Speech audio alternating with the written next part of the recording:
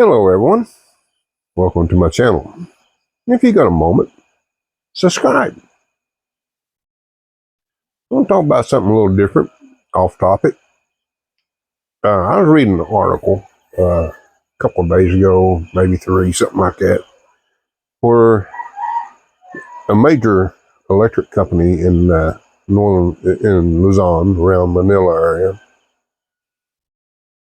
they're preparing to update their grid and to accommodate charging stations for electric vehicles. That's going to be an interesting thing. If you live here in the Philippines, you know what I'm talking about. But anyway, is it a good thing? Well, a lot of people have a very negative attitude when it comes to EVs, electric cars. My question is,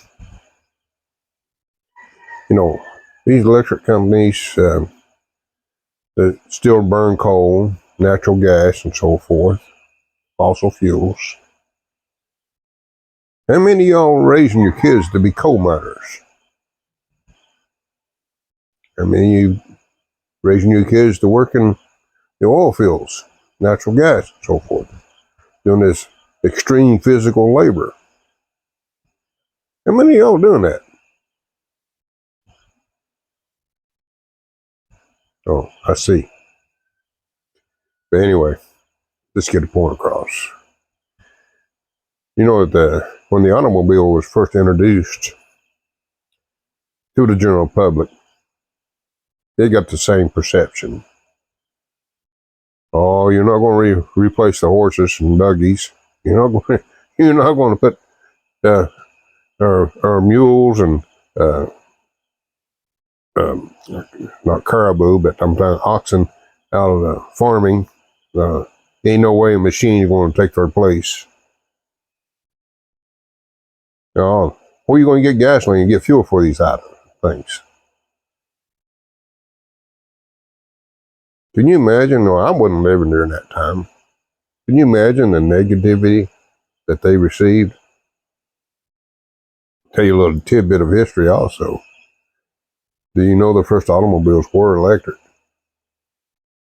Jay Leno happens to have one of the first ones in his collection.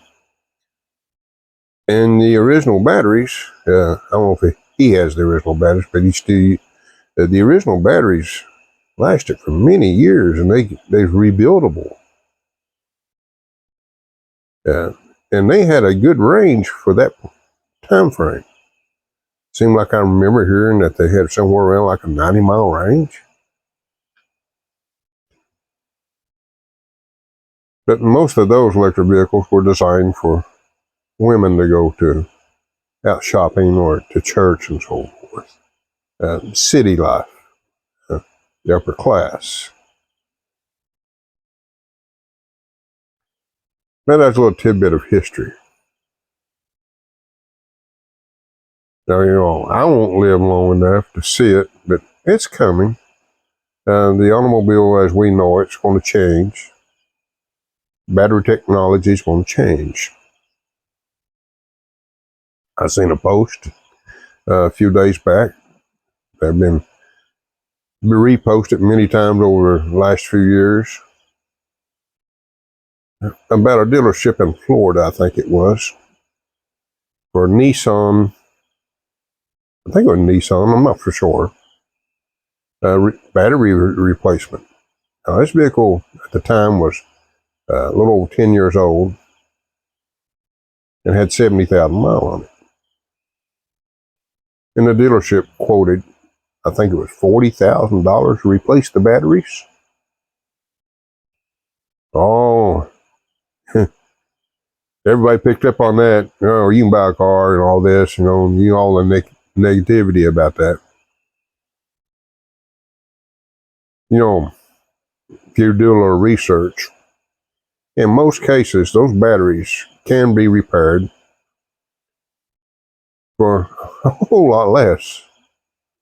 The normal repair, in most cases, I've seen this many times, is generally around $5,000. The fact is, the whole battery's not bad. Usually it's one or two cells, something in that neighborhood, or the BMS. And so most of the cost is actually labor, it's not parts, because it takes time to get the batteries out, drain them of coolant and so forth, and safely open them up, because they're high voltage. And it's DC voltage, which is dangerous.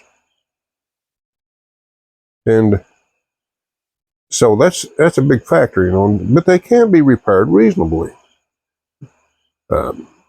Battery technology is going to improve.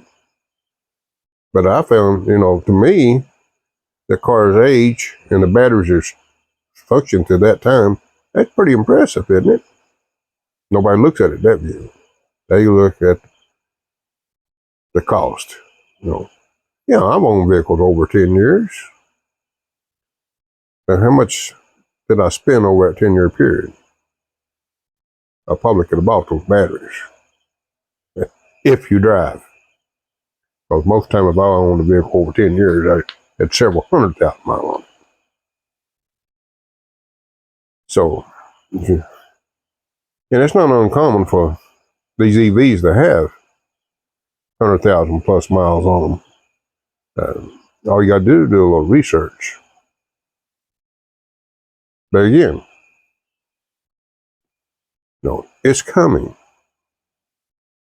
Even here in the Philippines, it will happen. But it's going to take longer in the Philippines than most of the world. But they are already putting their foot out there and trying to prepare somewhat. And it's going to be, in most cases, it's going to be a difficult transition. Because their grid system is not up to par. And, another thing too, charging stations won't be popular here because the masses can't afford the EVs at this time. Now, they're pretty ingenious. And what will happen in most cases, you'll have these guys figure it out that they can do conversions and everything, and they make their own electric vehicles from existing platforms that they've already got. And they make it more affordable for the general public. Excuse me. I can already see that that's what will happen. Because the majority of them won't be able to run out and buy an EV, an electric vehicle. The scooters, I've looked at some information on a lot of them. The ones with the interchangeable batteries, that sounds like a pretty good idea for this country.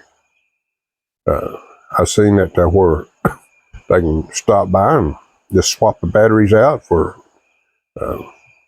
50 pesos or so, or $1, and get similar range that they got on a gasoline model. And of course, they got the option they can charge at home and so forth, because the chargers are on standard 220 volts here in the Philippines. And that seems to be pretty interesting. And I've seen some little electric vehicles that's available even locally. And I've seen quite a few of them out. I've seen some that's been around for quite a few years, and I'm impressed that they're still operating. The city below us, south of us, Gahulian, that's where I've seen the abundance of them. And they're running lead acid batteries. And they're actually, they're using them for people transports like tricycles. And look like they're doing pretty good with them. Of course, they're slow. Of course, tricycles slow too. But you think about it, you're in a city, if they can adapt these vehicles to it, it sure will cut down on the air pollution. I know, because I've lived close to the cities, and I've lived in several of them while I've been here in the Philippines. And it's pretty rough, to be honest with you. and it's curious, and I enjoy reading about these things and looking into it. And when I see the negative post, I think about it, and I say, "Are you raising your kids to be coal miners?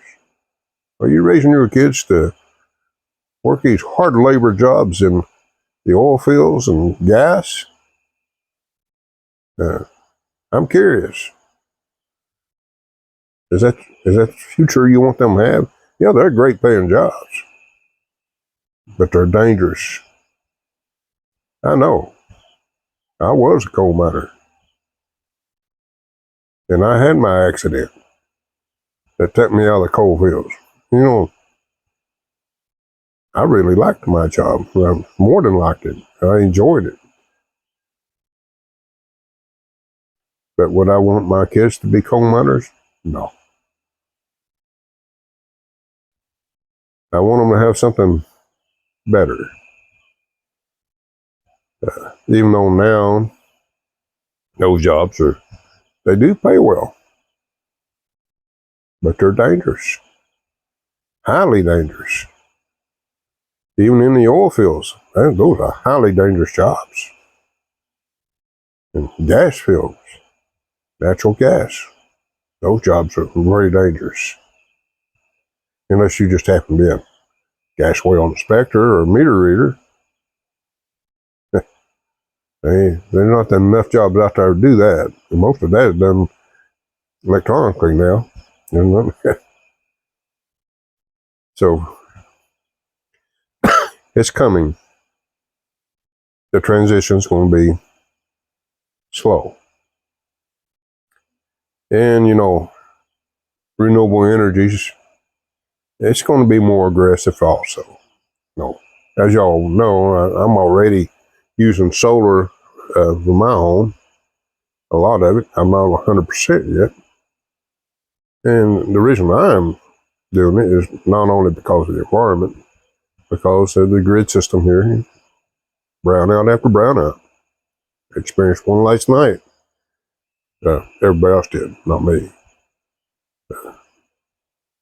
And I'm just trying to stay comfortable, because this is the tropics. And if you don't have electricity where you can have at least the fan running, even at night, it's not very comfortable. Of course, this morning I'm sitting out here. It's quite comfortable. It's cool. But last night when we first laid down, very uncomfortable without a fan. And we have air conditioning, and we do use it somewhat. Enough to get the room cooled down for the night. That's about it. Electricity is expensive here. Very, very expensive. That's another thing too. That's another reason you'll see more electric vehicles here in this country in the near future. Even with the electricity being very expensive, it's still cheaper than the gasoline. It cost me the other day, I filled my little van up. It's only got a 9-gallon tank. Well, almost 10 gallon. It's just a hair under 10 gallon. And, there had to be some fuel in it when I filled up. It cost me $50. So you're looking at over $5 a gallon. If it'd been electric for the same mileage driven, I could have done it for less than half that. Even with the price of electricity here. Anyway, it was something I wanted to talk about, and see how many comments I get on that, and see how many people are raising their kids to be coal miners, and people who work out in the fossil fuel industry with gas and oil and so forth. See what your thoughts are. Anyway, if you got time, subscribe.